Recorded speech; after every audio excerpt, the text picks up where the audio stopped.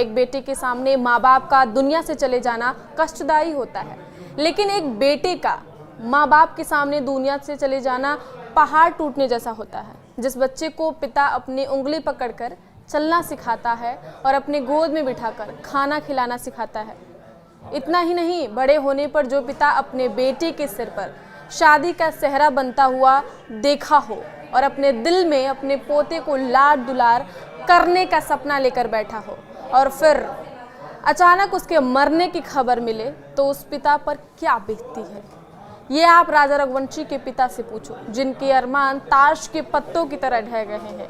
जी हाँ, हम बात कर रहे हैं राजा रघुवंशी हत्याकांड की। न्यूज़ 18 के साथ बातचीत के दौरान भावुक हुए राजा रघुवंशी के पिता। हम आपको भी सुनाते हैं कि कैसे वो अपने दिल की बात कहते कहते भावुक हो गए। इस वक्त हम राजा रघुवंशी के घर पे मौजूद हैं और घर के ही चौखट पर राजा के पिता बैठे हैं। आप देखेंगे तो उनके पिता जो हैं चौखट पे बैठे हुए हैं और ऐसा लग रहा हो किसी का इंतज़ार कर रहे हैं।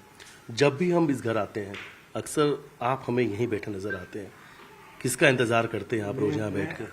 राजा का इंतज़ार करता हूँ, मेरा बेटा आएगा आएगा। पर सोनम ने जो किया है वो अच्छा नहीं करा।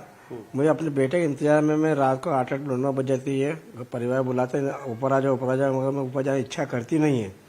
मेरा सवाल ये है कि राजा तूने मेरे बेटे को मारा क्यों?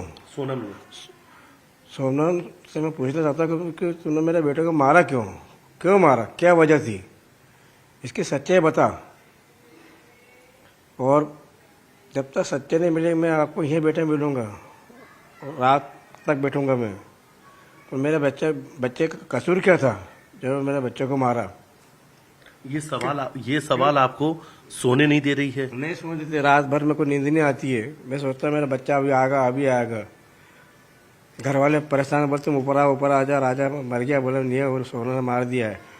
तो मुझे यकीन नहीं होता कि सोहन तू जेल जाते मगर मेरे बच्चा का बता के जा कि मेरे बच्चे को मारा क्यों मारा। अच्छा, आपको ये भी लगता है